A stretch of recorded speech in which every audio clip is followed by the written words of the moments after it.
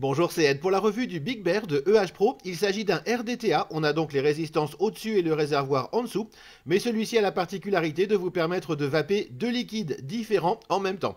On va passer rapidement sur le packaging qui ne contient simplement que les spares et on va directement voir l'atomiseur.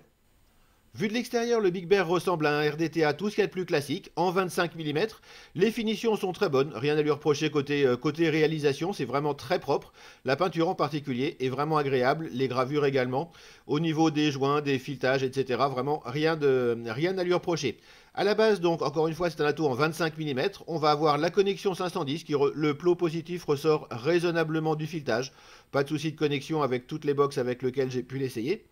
On va voir ensuite la partie réglage du flux d'air en haut. Pour ça, comme d'habitude, il suffit de tourner la bague supérieure pour régler le flux d'air des deux côtés de manière symétrique. A noter que c'est évidemment un ato qui est prévu pour faire du double coil, puisqu'on va avoir deux arômes différents dans les deux moitiés de réservoir. On va voir ça tout à l'heure.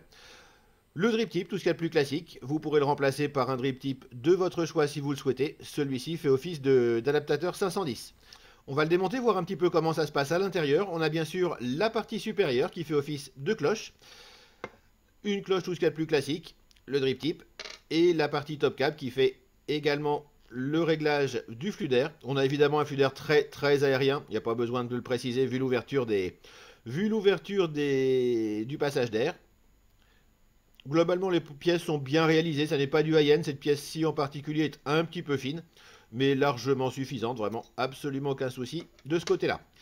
On va passer rapidement à la partie plateau, qui est un plateau Velocity, tout ce qu'il y a de plus classique, à ceci près que les vis sont latérales pour les deux vis inférieures et supérieures pour les deux vis supérieures justement. À ceci près, c'est un plateau Velocity, tout ce qu'il y a de plus classique, mis à part le plot positif, qui est beaucoup plus large. Mais sinon, pour les montages, vraiment rien d'original. Les deux énormes passages pour les mèches, de chaque côté, encore une fois très classique. Et les deux, du coup, ouvertures pour passer le liquide. Vous en avez une dans chaque moitié du réservoir, ce qui est tout à fait logique, puisqu'encore une fois, vous allez pouvoir utiliser cet atomiseur avec un liquide d'un côté et un autre liquide de l'autre. Pour le démonter, c'est relativement simple au début.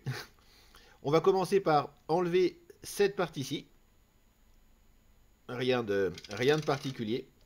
Il va falloir ensuite impérativement, et là c'est le gros défaut en fait de conception de cet atomiseur, dévisser le positif de la connexion 510, qui est en fait une vis qui remonte tout du long de l'atomiseur jusqu'au plot positif. Mais du coup, quand vous allez, si vous souhaitez correctement laver votre atomiseur, il faudra démonter toute cette partie-là, et bah, du coup ça complique effectivement un petit peu le nettoyage. Donc on enlève la partie centrale sans perdre l'isolant. Et on va ensuite pouvoir enlever la partie plateau qui est donc débarrassée du coup de son plot positif. Ça c'est vraiment le gros défaut de conception, c'est qu'il va falloir faire toute cette manip à chaque fois que vous voudrez effectivement nettoyer intégralement le réservoir. Ensuite par contre ça vient très bien. On va pouvoir enlever la partie intermédiaire avec les ouvertures de liquide. Et le réservoir, s'il veut bien venir, plutôt collé à ce niveau-là. Bon, c'est pas très grave. La partie Pyrex, donc bien sûr, qui s'enlève, il suffit de forcer un petit peu. Et la partie intermédiaire à ce niveau-là. À noter que vous avez ici un joint qui est vraiment particulier, puisqu'il va faire le tour à ce niveau-là, remonter ensuite sur les côtés, et vous avez également un petit rond à ce niveau-là. Donc c'est vraiment un joint très spécifique. Vous en avez un deuxième dans les spares, rassurez-vous, si jamais vous veniez abîmer celui-là. Pour le remontage, c'est exactement la même chose, à ceci près que vous avez deux petits crans de chaque côté qui correspondent en fait au passage du joint à ce niveau-là. Donc pour le remettre, ça se passe comme ça.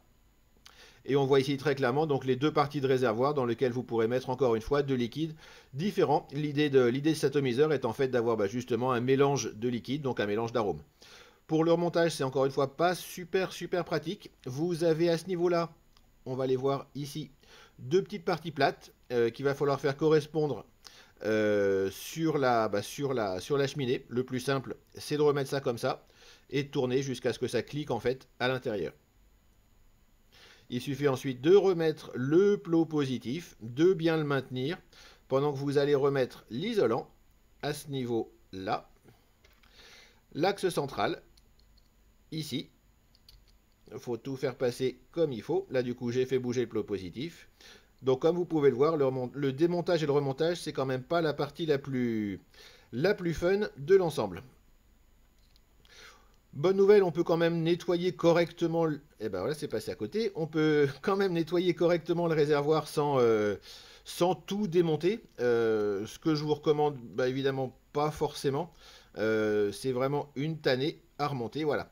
On revise bien le plot positif. Et il n'y a plus qu'à remonter la bague, la partie inférieure. On va redescendre ça, remettre la bague et revisser. Au final, au niveau du montage-démontage, comme vous pouvez le voir, c'est plutôt une tannée.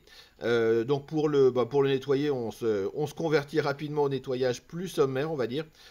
Simplement en le faisant tremper dans de l'eau ou dans un nettoyeur à ultrasons si vous en avez un, vous rincez tout ça à grande eau chaude et ce sera parfait, puisque le démontage, encore une fois, n'est pas super évident. On va passer rapidement sur le montage. Il s'agit d'un RDTA, tout ce qu'il y a de plus classique avec un plateau Velocity, tout ce qu'il y a de plus classique également. Pour faire vos montages, donc comme sur un plateau Velocity banal, et le passage des mèches directement dans la résistance et à tomber ensuite à l'intérieur de la cuve. Vous pouvez soit les faire longues, soit les faire courtes, les deux marcheront pareil. L'idée est globalement quand même de garder les passages de liquide relativement libres, de manière à ce que le remplissage se fasse facilement. Mais vraiment rien à dire de particulier sur les montages sur cet atomiseur.